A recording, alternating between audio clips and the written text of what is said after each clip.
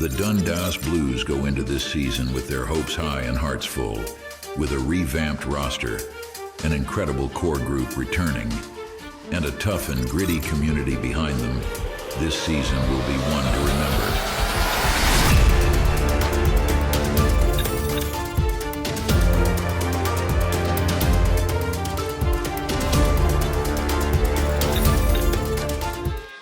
Road to the Schmaltz Cup starts tonight here in Dundas in the Bloomfield Division quarterfinal series.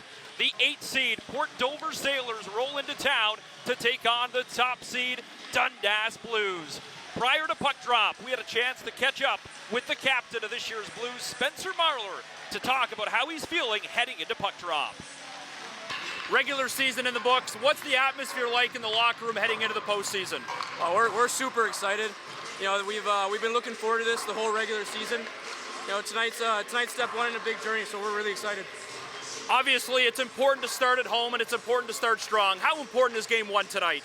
It's a crucial moment. This decides the whole series tonight. So I mean, we got to get it done. We've been thinking about this last couple of days, so it's time to execute. Well, good luck tonight. Thank you so much. Marler and the Blues take on Port Dover next on 519 Sports. Controlled by Wasik, caught deep, joining the rush. To the near side, backdoor, what a stop! Able to flash the left leg and keep it a 0-0 game. A great stop from Kiefer McNeil. Macaulay Wellstead rims that around far side. That one out of the reach of McCambridge. McCambridge, a big check on the far side as he lays down a Sailor. Drew scored so many big-time goals for the Blues this season. This one out front scores! It's a nice feed from Andrew, and he finds James Almeida. He's got the first in the road to the Smalls Cup, and the Blues have a 1-0 lead. Up top for Wasik now, who settles things down. Wasik on goal, able to fight it off McNeil. Follow-up attempt, right on goal again, and McNeil will shut it down. Here early in this Game 1. Lead pass, able to find it, right on goal, scores! McCambridge right through McNeil. And the lead now two as Owen McCambridge capitalizes and adds one more for the Dundas Blues. Dempwolf near side. Gets the puck up top through Jolly. Into the middle, Dempwolf. McCruer scores. Coming in the back door. And the Port Dover Sailors strike on the power play. And they'll make it 2-1. Cavallaro will leave the game as well for the Port Dover Sailors, as now McNeil and Cavallaro out for Port Dover, and they'll have to turn to their own bench to see who may have to strap on the pads with 17:37 to go here in the second period. Officials, the team captains coming together here to just figure out interesting times, what happens next here at the JL Great Mire Arena. You don't see this often, but it could be a player or an emergency goaltender coming in here in Dundas. A huge round of applause here by the crowd, both teams, the officials, everyone supporting Kiefer McNeil back after going down in the first period. Matthews giving him a little motivation, but he will come back for the Sailors.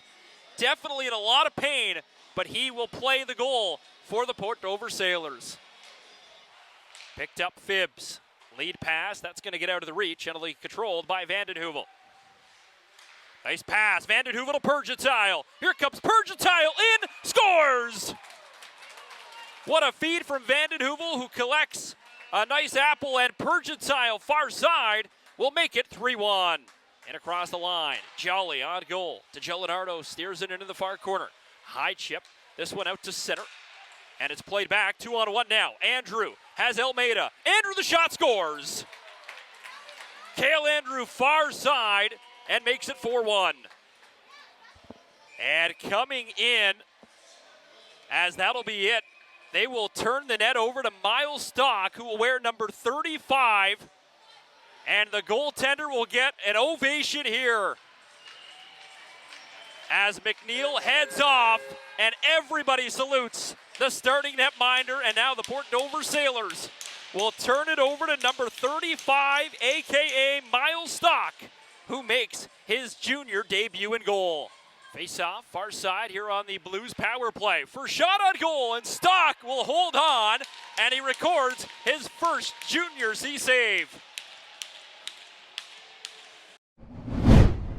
And here comes the Dundas Blues, 3 wide across the center red line. Wellstead fighting the puck. Here's Prue. Back to Wellstead, scores. Macaulay Wellstead will beat Stoke, and it is 5-1 for the Dundas Blues. Near side, tries to fight for it. Jack Ristori out front, high slot, scores. Harris low at the right leg of Stoke, and they make it a 6-1 Blues lead. Now James Almeida had the first goal tonight. Almeida in, and I believe he scored, and it will count. Almeida rims it right around the back of the goal. His second tonight makes it 7-1. And across the line, the shot, scores! Tempwolf right over the glove of Janelle Leonardo, and he makes it 7-2. Far side of the ice, around the top of the far circle. Ristori on goal, scores.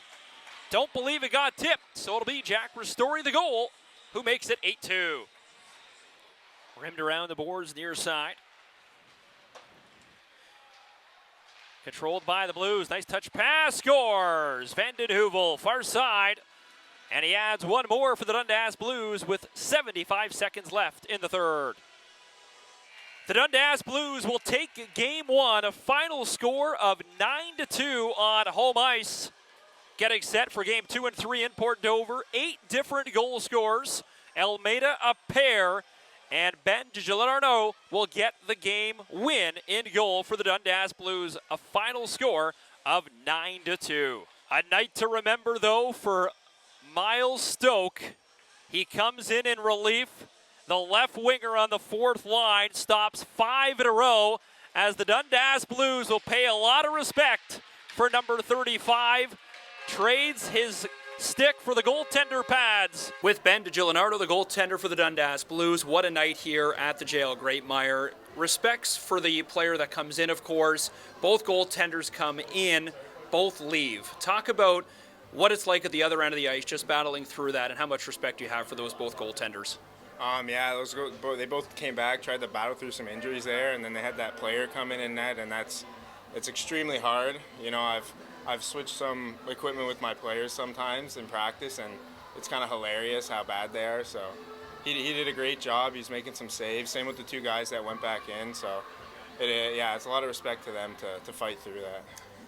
Obviously, the playoffs, game 2 just 48 hours away. What's the message in the locker room? It's a tough win to win like this here, 9-2 at home, but you're right back on the horse on Saturday night for game 2.